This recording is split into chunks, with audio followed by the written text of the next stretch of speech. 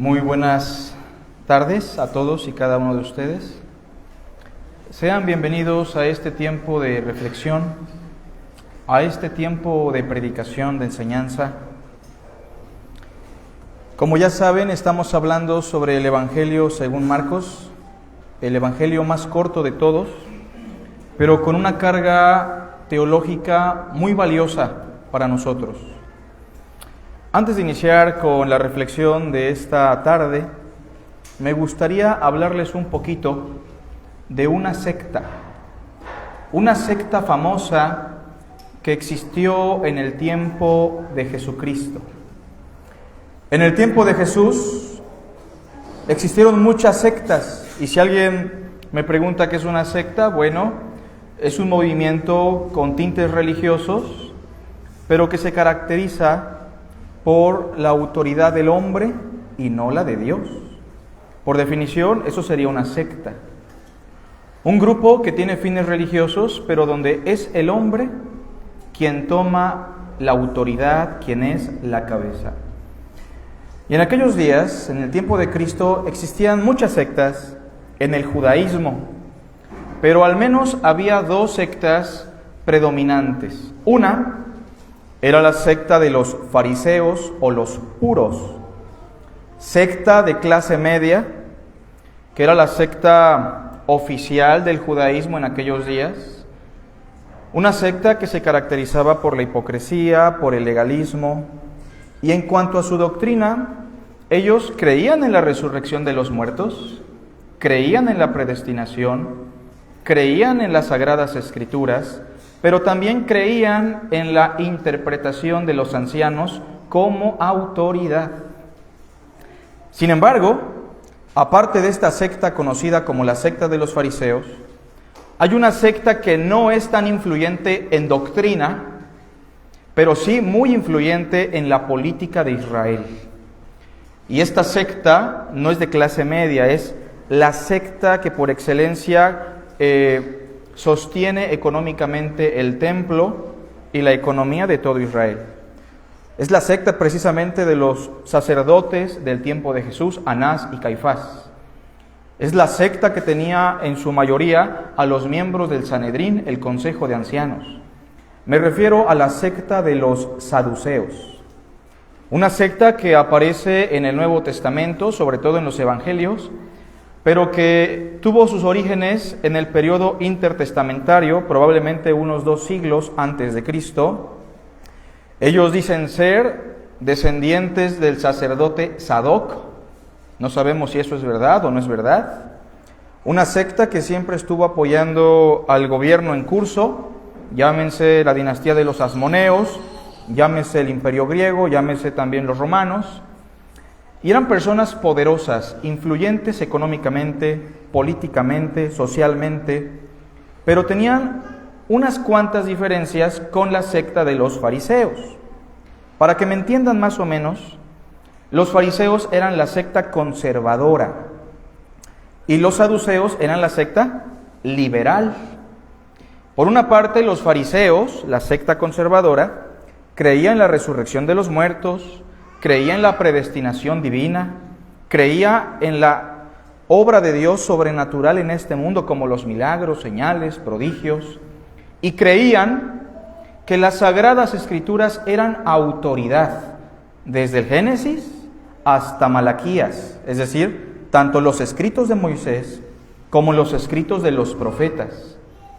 Eso básicamente calificaba al fariseo como fariseo. Pero los saduceos, que eran una secta más liberal y que estaban enriqueciéndose con el pueblo, no creían en todas las escrituras, y esto es muy importante que usted lo tenga en mente para nuestra reflexión. Los saduceos solamente reconocían los 5 libros de Moisés, o sea, el Pentateuco o la Torá. Ellos no creían en el profeta Isaías, Daniel, Jeremías, los Salmos, porque para ellos los únicos escritos sagrados eran los escritos del profeta Moisés. Aparte, ellos, a diferencia de los fariseos, estaban en contra de la interpretación rabínica. a cada rato tenían conflicto y debate con los rabinos fariseos, porque ellos estaban en contra de que las Escrituras fueran interpretadas y que existiera una autoridad oral llamada la tradición de los ancianos. Pero también los saduceos no creían en la existencia de los ángeles. Tal vez alguien me pregunte, bueno, ¿y cómo es posible que no crean en la existencia de los ángeles si en la ley de Moisés sí se habla de los ángeles o no? Bueno, es que la palabra ángel, en el hebreo, que es la palabra malach, se puede interpretar literalmente como mensajero. Y muchas veces puede hacer referencia a un ser espiritual o muchas veces a un ser humano que funge como mensajero. Ellos no creían tampoco en la existencia de los espíritus y no creían en la inmortalidad del ser. Es más, diremos, los saduceos no creían en la doctrina de la resurrección. Así que eran dos polos opuestos en tiempos de Jesús. Sin embargo, cuando Cristo aparece en el escenario profético, si recordarán que todas las sectas y todos los movimientos de la época se unen en un solo grupo para poder desacreditar a Jesús de Nazaret y calificarlo como falso. Hace 8 días hablábamos de la alianza entre los fariseos y los herodianos. Hoy no tenemos una alianza, pero la realidad es que en la sección de Marcos capítulo 12 que estamos examinando, todos los grupos se unieron para poder cuestionar al Maestro y desacreditarlo. Antes de examinar Marcos, les pido que busquen Hechos, por favor, capítulo 23.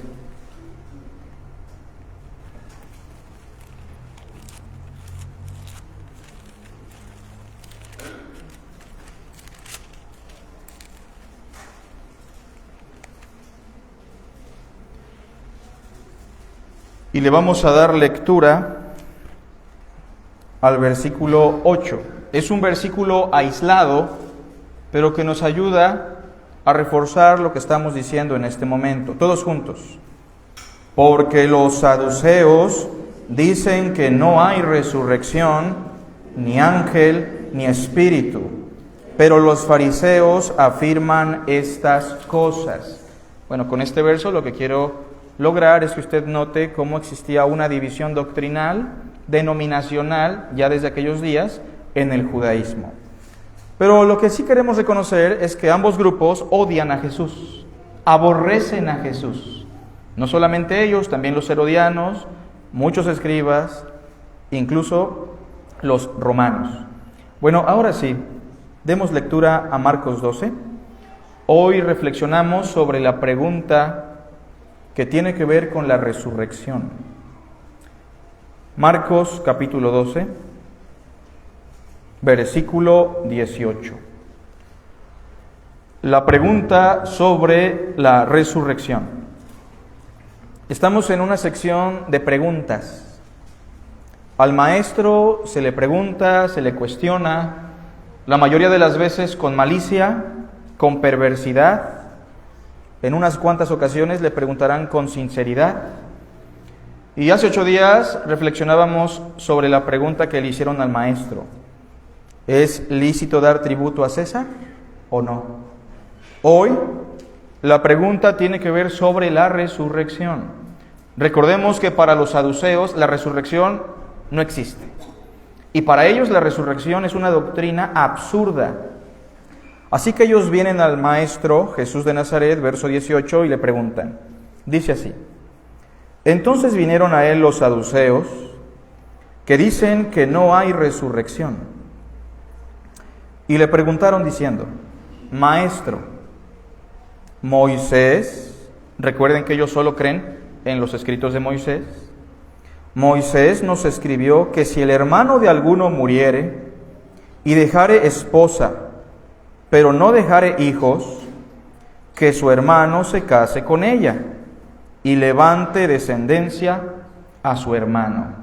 Eso lo decía la ley de Moisés, porque debemos recordar que en la época de la ley, la preservación de las descendencias era muy importante, no solo por la honra del varón y la mujer, sino porque las descendencias tenían un impacto en la llegada de nuestro Salvador. Por eso usted encuentra desde el Génesis hasta el Nuevo Testamento muchas genealogías, porque todo gira en torno al valor de la llegada del Salvador. Dice el versículo 20, ellos le plantean una situación hipotética, cargada de malicia, porque quieren mostrarle al Señor y a la comunidad que lo escucha lo absurdo que es creer en la resurrección. Y de paso, pues por ahí también nos echamos a los fariseos, ¿no?, que creen en la resurrección. Verso 20. Hubo 7 hermanos. El primero tomó esposa y murió sin dejar descendencia. Y el segundo se casó con ella y murió y tampoco dejó descendencia. Y el tercero de la misma manera. Y así los 7. Y no dejaron descendencia. Y después de todos, murió también la mujer. Bueno, yo me haría otra pregunta, ¿no? ¿Qué tenía esta mujer que acabó con todos? Pero bueno, la situación es una situación hipotética. Sigue diciendo el verso 23. Y aquí viene la pregunta.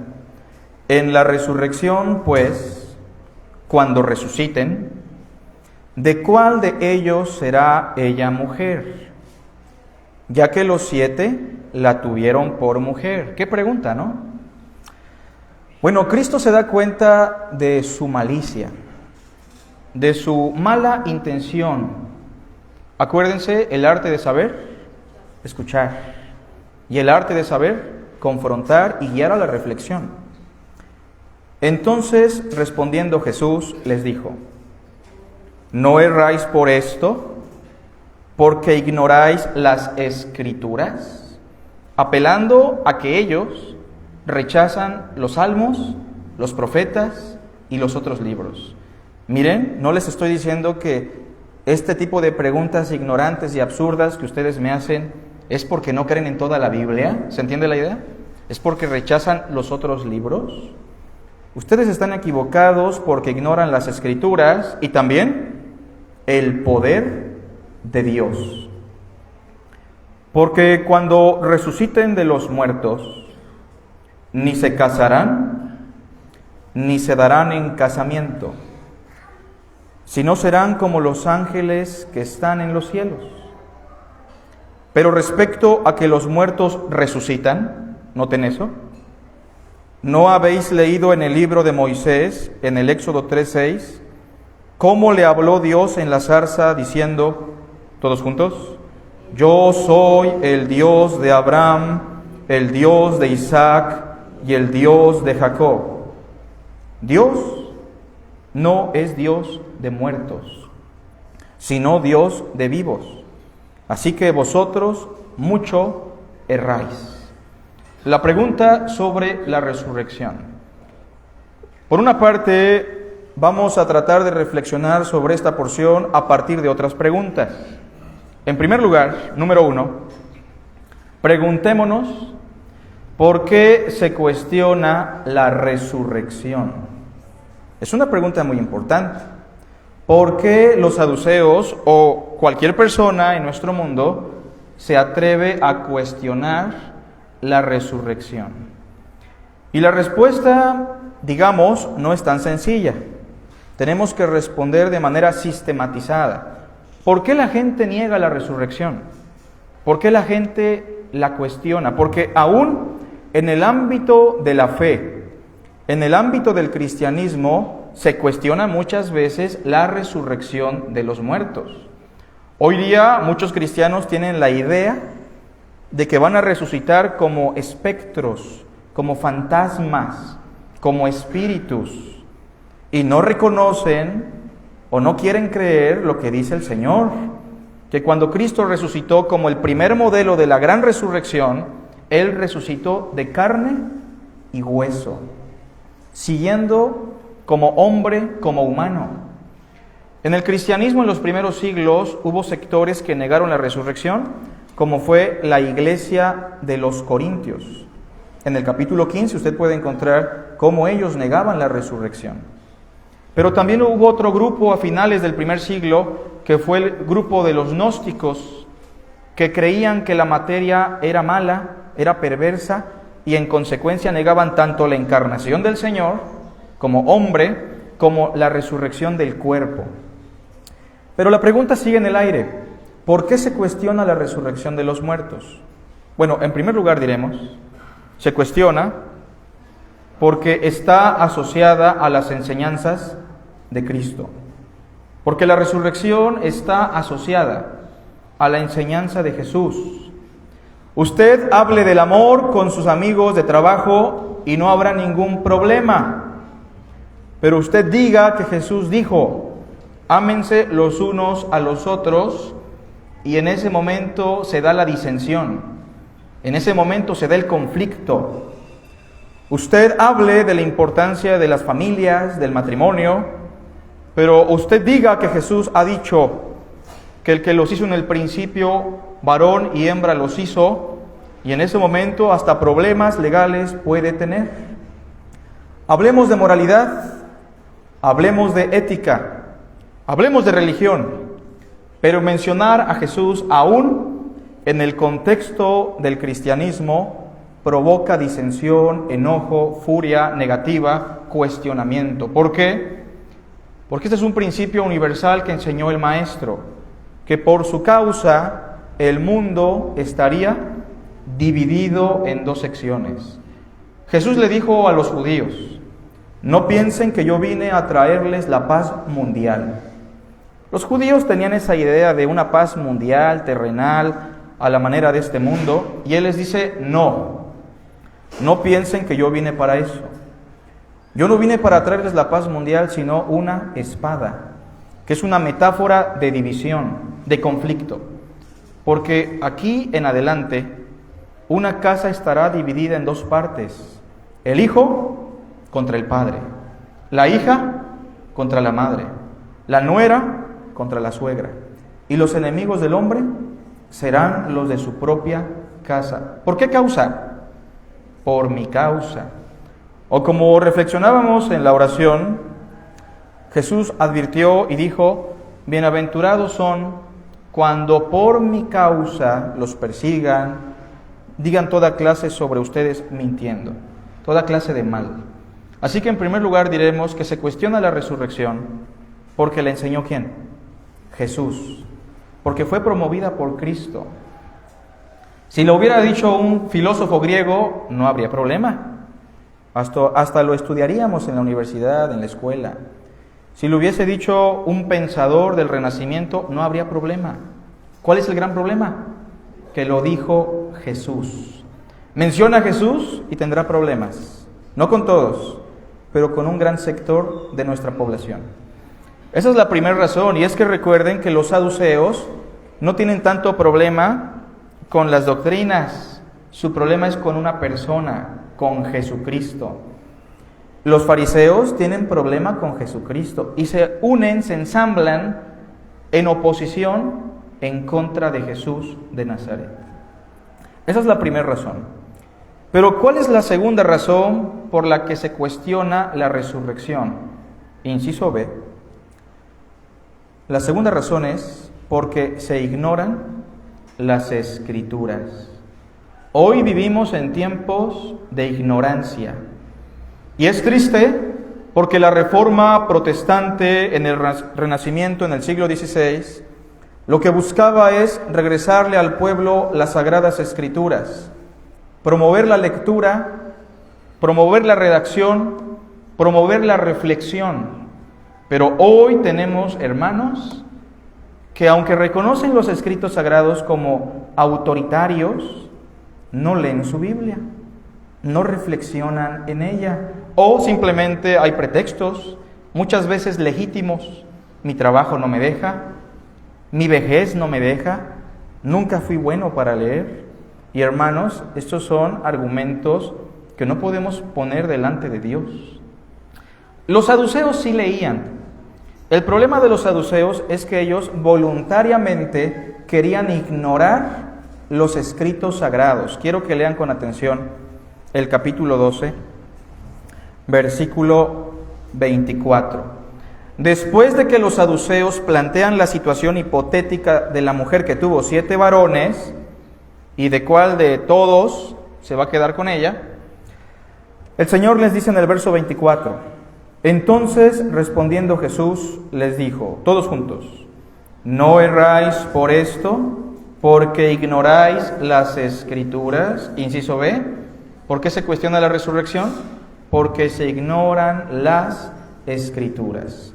Dando el curso de los primeros rudimentos, y si alguien me recuerda cuáles son los 6, se acordará tal vez que hay un rudimento, el número 5, ¿cómo se llama?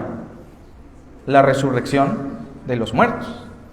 Nos hemos dado cuenta muchas veces, a lo largo de los años, que existen muchos hermanos que aunque profesan fe en el cristianismo, aunque profesan fe en la esperanza de la vida eterna, no conocen mucho sobre la resurrección.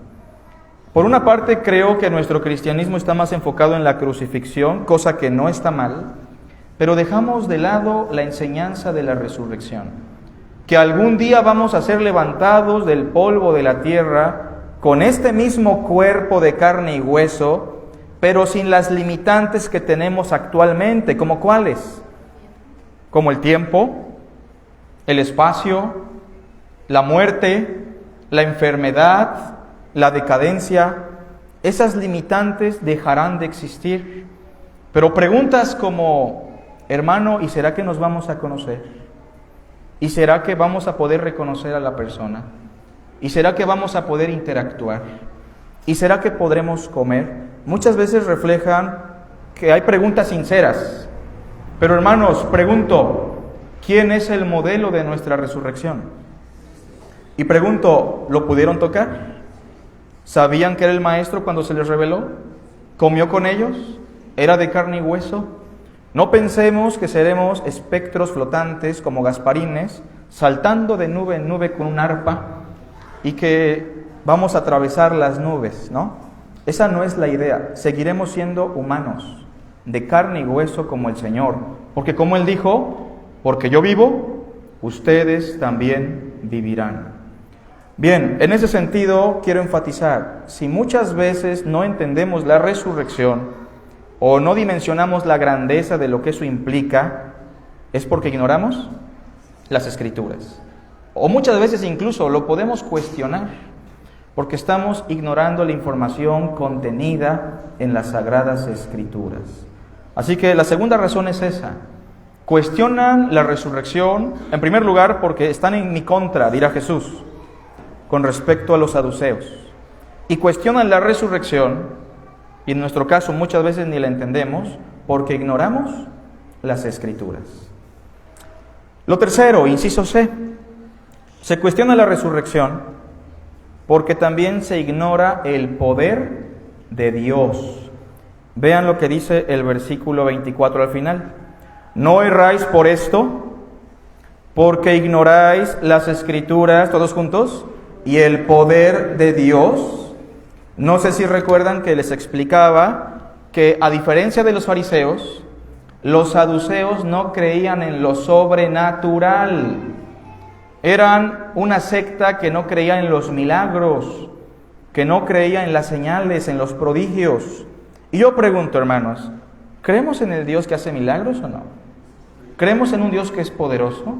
Sí, aunque no brinquemos, aunque no dancemos, aunque no digamos Espíritu Santo ven y muévete, debemos creer en la obra de Dios, en su intervención en este mundo, en lo sobrenatural, porque la Biblia lo enseña, ¿o no? Y debemos creerlo así. Pero los saduceos no creían en nada de eso.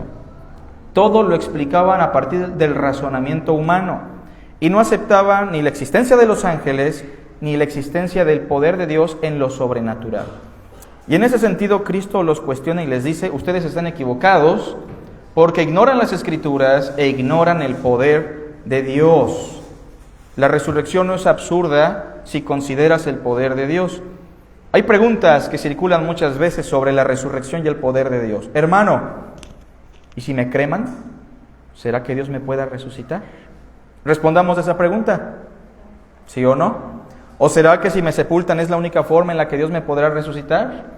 Bueno, si pensamos en un cristiano que murió hace 2000 años, pregunto, ¿su cuerpo está en el sepulcro? Ya no. De seguro que su cuerpo otra vez es polvo. O si a ese cuerpo se lo comió una fiera, como fue en el caso de los cristianos en el Coliseo Romano, ¿a dónde se fue su cuerpo? Al estómago del león, y después se hizo otra vez un desecho, y después se convirtió probablemente en una plantita. La pregunta es, ¿Dios tiene el poder para recolectar todas nuestras partículas, para recolectar todo nuestro cuerpo diseminado en el polvo de la tierra, unificarlo y hacer otra vez lo que nosotros somos, seres humanos de carne y hueso? Así que no ignoremos las Escrituras y el poder de Dios. Que su mamá, su papá, su abuelito, su abuelita, su familiar que creyó en Cristo y partió, usted entienda que por el poder de Dios lo va a poder ver, lo va a poder tocar, lo podrá abrazar. Como cuando Cristo resucitó, y no sé si recuerden que María Magdalena lo tomó y no lo quería soltar. Nos volveremos a ver, y esa es la esperanza, que este mundo es temporal. Tal vez los que no han tenido muertos en su familia no lo dimensionen y estén viviendo en el aquí y en el ahora, en el materialismo, en la temporalidad, pero esta vida se pasa muy rápido y tenemos una esperanza por el poder de Dios, que seremos levantados del polvo de la tierra con un cuerpo inmortal. Así que a la pregunta, ¿por qué se cuestiona la resurrección? Reitero, porque está asociada con Cristo, y todo lo que esté asociado con Cristo se cuestiona en este mundo. Segundo, porque se ignoran las Escrituras. Eso es muy importante. Si ignoramos las Escrituras, vamos a ignorar mucho de Dios. Y lo tercero, porque se ignora el poder de Dios. Segunda pregunta que nos guía en nuestra reflexión. Pregunta importante, número 2. ¿Cómo será nuestra existencia? ¿En dónde? En la resurrección. Qué pregunta tan interesante. El hecho de que los saduceos estén planteando la idea del matrimonio como una realidad aún en la resurrección, manifiesta lo absurdo, su ignorancia, su decadencia. Así que Cristo responderá a esta pregunta que nosotros tenemos en pantalla con los siguientes pasajes. Primero, ¿cómo será nuestra existencia en la resurrección? Ya dijimos, no seremos espectros, espíritus flotantes. Ya dijimos, seguiremos siendo de carne y hueso.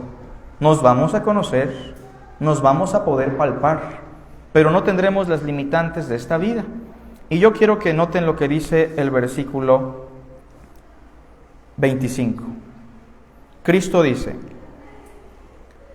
porque cuando resuciten de los muertos, cosa que va a ocurrir en nuestra realidad finita, cuando resuciten de los muertos, ni se casarán, ni se darán en casamiento. Y primero tengo que mencionar esto del matrimonio. El matrimonio es una institución por Dios de carácter temporal. Se acaba, se va a disolver. La frase célebre de que hasta la muerte los separe es una realidad. El matrimonio, como necesidad humana, biológica, emocional, es de carácter temporal. Pero no solamente apuntando al matrimonio, sino todas las implicaciones de este tipo de limitantes. Inciso A, respondiendo a cómo será nuestra existencia, diremos: será una existencia sin las limitantes y las necesidades actuales. Primero vamos a reflexionar sobre el matrimonio y de ahí vamos a brincar a otros segmentos. ¿El matrimonio es una limitante o no lo es? A ver, ¿lo es o no lo es? Algunos hermanos quisieran decir sí lo es, ¿no? Bueno, en un sentido el matrimonio sí es una limitante. Aún en el ámbito del servicio, ¿qué dice Pablo? Si quieres servir a Dios, no te cases, ¿no? Vas a tener congoja. Pero también pregunto, ¿el matrimonio es una necesidad vital? ¿No es vital? ¿Por qué no nos vamos a morir si no nos casamos, no? Aunque alguien diga, si no me caso me muero. Nadie se va a morir por eso. ¿Es una necesidad? Sí lo es. ¿En qué sentido?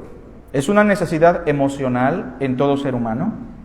¿Es una necesidad sexual también. Pero pregunto, ¿esas necesidades que son limitantes en la actualidad son vitales? No.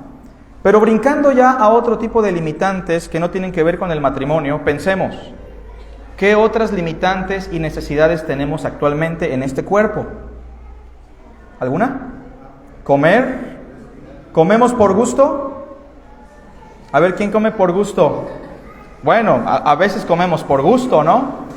Pero a veces comemos para no morir, porque no tenemos ni para las tortillas, ¿no? Pero tenemos que comer no simplemente por gusto, sino por necesidad. Porque existe una limitante que si no comemos, morimos. Pero existen otras limitantes como el dormir, el sueño. ¿Dormimos por gusto? Otra vez, algunos dirán, pues sí. Pero no siempre dormimos por gusto. Dormimos por necesidad. Y la limitante más grande, la muerte. ¿Va a morir usted? Si aunque usted diga, no, yo pienso que estoy muy joven, apenas tengo 70, va a morir. Todos vamos a partir de este mundo. Y esas son las limitantes que no tendremos en la resurrección. Entonces, diremos en el inciso A que será una existencia sin las limitantes y necesidades actuales. Pero pregunto, ¿Cristo comió cuando resucitó? Ahora preguntemos otra vez. ¿Comió por necesidad o comió como testimonio de que era de carne y hueso? Como testimonio, porque no tenía necesidad ya de comer. ¿Sale? Inciso B, será una existencia semejante a la de los ángeles. Sí, pero usted no se imagine como un angelito con alas, ¿verdad? Porque las descripciones gráficas de los ángeles en la Biblia son expresiones figuradas, como un serafín, un querubín, un arcángel. Son expresiones finitas para describir a seres trascendentales que van más allá de nuestra comprensión. Pero ¿en qué sentido seremos como los ángeles? Primero vean el versículo 25. Porque cuando resucitan de los muertos, ni se casarán, ni se darán en casamiento, sino serán como los ángeles que están en los cielos. ¿En qué sentido? Primero noten que el texto no dice serán iguales a los ángeles, en el sentido estricto, sino más bien que nosotros tendremos una existencia similar. ¿Los ángeles tienen limitantes como nosotros? Aunque algunos cristianos digan, no, es que los ángeles ven a las mujeres hermosas y se llegan a ellas. Esta es una concepción griega y una tradición judía también un poco extraña. Pero los ángeles no tienen esa limitante. Al ángel no le mueve la belleza de una mujer. El ángel no tiene hambre como usted y yo. Y el ángel no puede morir en ese sentido. Pero quiero que vean por favor conmigo otro pasaje importante que está en Lucas. Lucas 20.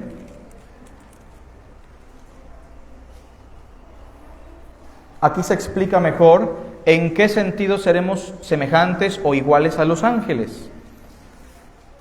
Y eso nos llevará al inciso C, pero demos lectura primero al pasaje. Lucas 20, versículo 34 en adelante. ¿Lo tenemos? Dice así: Entonces, respondiendo Jesús, les dijo: los hijos de este siglo, o sea, de esta era, de este mundo físico, se casan y se dan en casamiento. Mas los que fueren tenidos por dignos de alcanzar aquel siglo y la resurrección de entre los muertos, porque no todos van a resucitar para gloria, ni se casan, ni se dan en casamiento. Ya no. Esa necesidad, esa limitante se acabó. Como alguien dirá, si no aprovechó aquí ya no se casó, ¿sale? Verso 36. Porque no pueden ya más morir. ¿Por qué, hermanos? Pues son iguales a los ángeles. ¿En qué sentido seremos como los ángeles? En que ya no vamos a morir. Y son hijos de Dios al ser hijos de la resurrección. Inciso C. ¿Cómo será nuestra existencia? Y esto es lo más hermoso de la promesa de la resurrección. Será una existencia sin el poder de la muerte. Recuerde una cosa, la muerte no es alguien, La muerte es un estado de existencia al que estamos sometidos todos nosotros por nuestro padre Adán, que el pecado entró en el mundo por un hombre y por el pecado la muerte, y así la muerte se le traspasó a todos los hombres, porque cada uno voluntariamente quiso pecar. En ese sentido diremos, la muerte como una realidad temporal, actual, que nos pone muchas veces tristes, reflexivos, impotentes, se va a acabar. Y más vale que todos los que estemos aquí recordemos que creyendo en Jesús, aceptando por fe lo que Él ya hizo, tendremos la garantía de esa esperanza. Yo estoy completamente seguro de que cuando muera los voy a volver a ver, a los que creyeron. Yo estoy completamente seguro que vamos a volvernos a ver, porque si Cristo resucitó, nosotros vamos a resucitar y nunca más vamos a morir. En la Biblia hubo resurrecciones antes de Cristo, como cuando Eliseo o Elías, ¿se acuerdan?, resucitaron a ciertos personajes, o como cuando Cristo resucitó a Lázaro, pero ellos no resucitaron a la manera de la resurrección que estamos hablando. ¿Por qué? Porque murieron otra vez. Pero cuando resucitemos, hermanos, nunca más vamos a morir. Todos seremos hermanos en el más extenso sentido de la palabra. Y termino con la última pregunta para culminar nuestra reflexión. Regresemos a Marcos 2. Primero quiero que recuerden, se cuestiona la resurrección y Cristo les explica por qué ellos la cuestionan. Les dice, bueno, están en mi contra, pero aparte ignoran las Escrituras y aparte ignoran el poder de Dios. Por cierto, aprovecho para decir que estudiar mucho la Biblia no hace daño, que estudiar mucho la Biblia nos ayudará a entender la verdad divina y a creer más y más en el poder de Dios. Porque hay personas que dicen, es que estudiar la Biblia mata lo espiritual. No, todo lo contrario. Nos deja de ser ignorantes y de creer en cosas extrañas y de creer en el poder de Dios como es. Ahora, Cristo también les explica cómo será la existencia del hombre en la resurrección. Para empezar, saduceos, su analogía es absurda, porque en la resurrección no existen esas limitantes como el matrimonio o las relaciones sexuales. Y la pregunta final, y la más importante, ¿Cristo qué les quiere demostrar? La resurrección. ¿Cómo demostró Jesús la resurrección de los muertos? Y esto es muy importante que lo entendamos, Cristo no les quiere demostrar la existencia del alma después de la muerte. El contexto no es ese. Cristo no les quiere demostrar que unos están allá arriba como espectros esperando la resurrección. El contexto nos indica que Cristo les quiere demostrar ¿qué? La resurrección de los muertos. Ahora, preguntémonos y seamos honestos. ¿En el Antiguo Testamento hay información sobre la resurrección de los muertos? Así que usted diga, pues el Salmo tal dice que vamos a resucitar, o por ahí Job dice que vamos a resucitar. Realmente diremos, es muy escasa la información, o hasta la podemos poner en tela de juicio en cuanto a la interpretación. Como decía nuestro hermano Israel, hay vestigios muchas veces de ciertas verdades en el Antiguo Testamento que solo podemos comprender en la revelación del Nuevo Testamento. El reto para Jesús es difícil, demostrar la resurrección con las escrituras del Antiguo Testamento y aparte, demostrársela a un grupo que solamente se limita a los primeros 5 libros de la Biblia, lo hace un reto más complicado, ¿sí o no? Bueno, porque si me dejan tal vez ahondar en los Salmos, encuentro por ahí algo, ¿no? O en Isaías o en Ezequiel, pero que demuestre la resurrección solamente con la Torá, con el Génesis. A ver, pensemos en la resurrección en el Génesis. ¿Es fácil? En el Éxodo, Levítico, Números, Deuteronomio. Pero Cristo se va a limitar a eso porque Él es el gran maestro, el gran rabino de todos los rabinos, y Él va a demostrar su conocimiento de la ley. Y vean cómo les responde. Capítulo 12, versículo 26. Leamos todos juntos. Pero respecto a que los muertos resucitan, noten eso, no es la demostración de la existencia del alma después de la muerte, sino la demostración de la resurrección. Pero con respecto a que los muertos resucitan, dice el versículo 26, ¿no habéis leído en el libro de Moisés, específicamente en Éxodo capítulo 3, verso 6, como cuando Dios se le apareció en la zarza, recuerdan a Moisés, y desde la zarza le habló y le dijo, yo soy, pongan mucha atención en la declaración del nombre divino, yo soy, o como dirán los hebreos o los judíos, el eterno, el innombrable, el inmutable Dios, yo soy el Dios de Abraham, el Dios de Isaac y el Dios de Jacob. La pregunta es, ¿cómo esta escritura demuestra la resurrección? ¿Cómo es que esta escritura demuestra que los muertos resucitan? Está complicado. Bueno, trataré de explicarlo de la manera más sencilla. Bueno, en un sentido me gustaría decir primero, inciso A, que Cristo demostró la resurrección de los muertos, como ya dijimos, citando las escrituras que aceptaban ¿quiénes? Los saduceos. O sea, citando escritos que estaban acorde a lo que ellos aceptaban como palabra de Dios. Cuando usted hable con alguien, muchas veces va a tener que limitarse a lo que ellos entienden como palabra de Dios. Por ejemplo, si usted se encuentra con un judío en la calle, un judío que no cree en el Mesías, pero que solo cree en las escrituras del Antiguo Testamento, en todas, ¿qué va a hacer usted? ¿Demostrarle que Jesús es el Mesías a través de la carta a los Hebreos? ¿A través del Evangelio de Juan? Pues no, va a tener que limitarse a los escritos que ellos reconocen como palabra de Dios. Y eso es lo que hace Jesús. Pero en segundo lugar, Cristo demostró la resurrección de los muertos, inciso B, explicando que para Dios, para el eterno, el inmutable, infinito, amoroso Dios, los patriarcas Abraham, ¿quién más? Isaac y Jacob ya resucitaron. Noten eso que estoy diciendo, porque hasta puede sonar un tanto herético. Pero el hecho de que Dios diga, yo soy el Dios de Abraham, el Dios de Isaac y el Dios de Jacob, está indicando por una parte que Abraham, Isaac y Jacob están en el ambiente de Dios, en un presente eterno, continuo, donde el tiempo ya no es una limitante.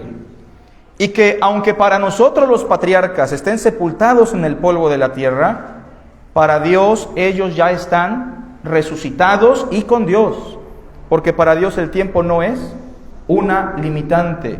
Y porque para Dios el futuro ya fue historia. ¿Se entiende la idea? Para Dios ellos están vivos. Algo similar a lo que ocurre con el ladrón en la cruz, ¿se acuerdan?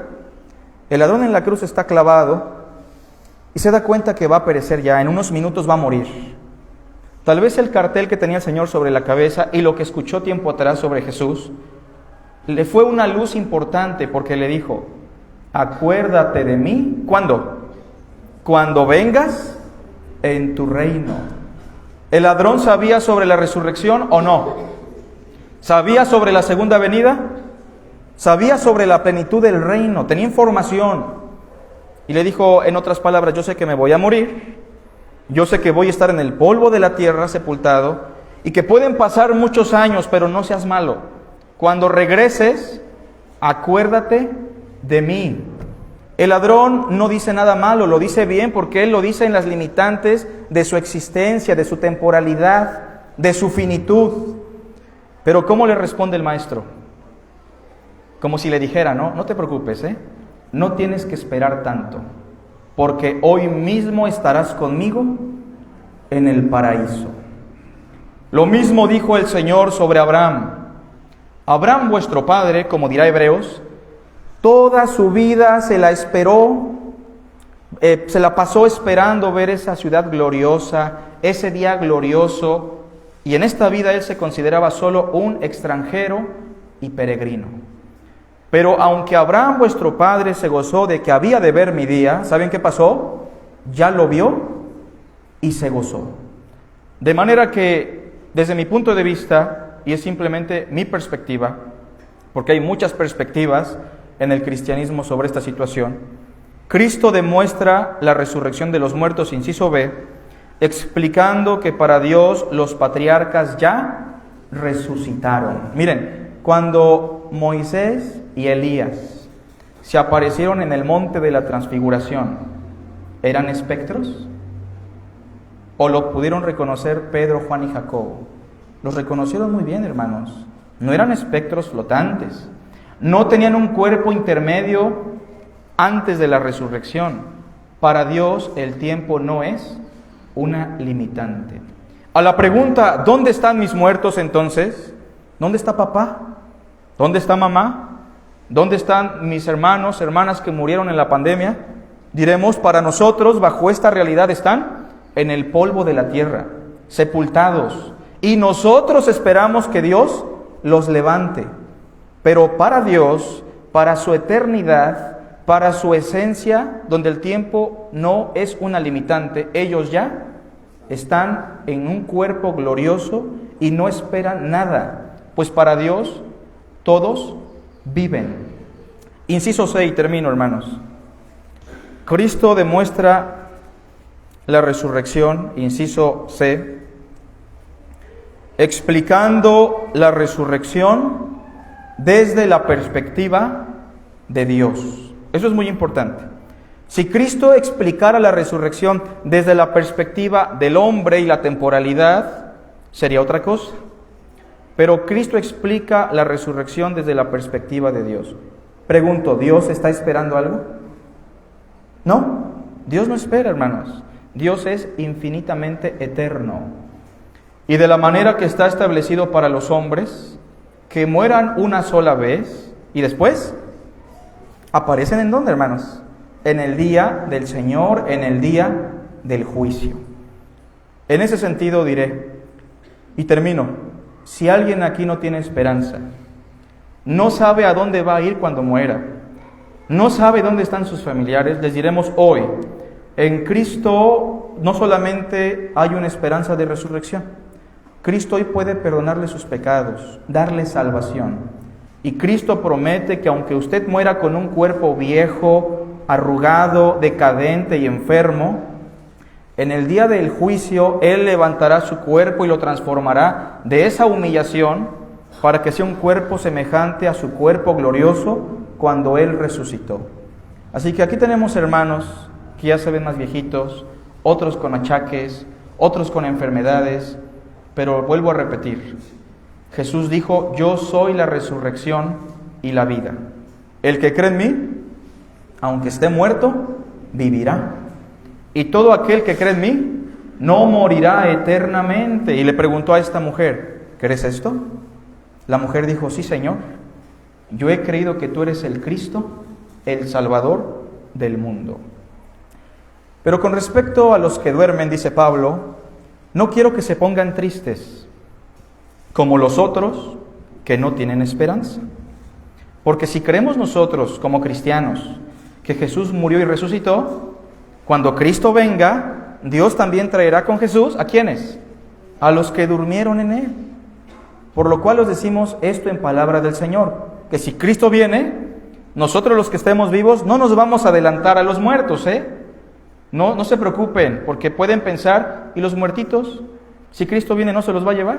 No, Pablo dice, no nos vamos a adelantar, porque el Señor mismo con voz de mando, con voz de trompeta y con trompeta de Dios, descenderá del cielo y los muertos en Cristo resucitarán primero. Inmediatamente nosotros, los que lleguemos a estar vivos, seremos levantados y así estaremos siempre con el Señor.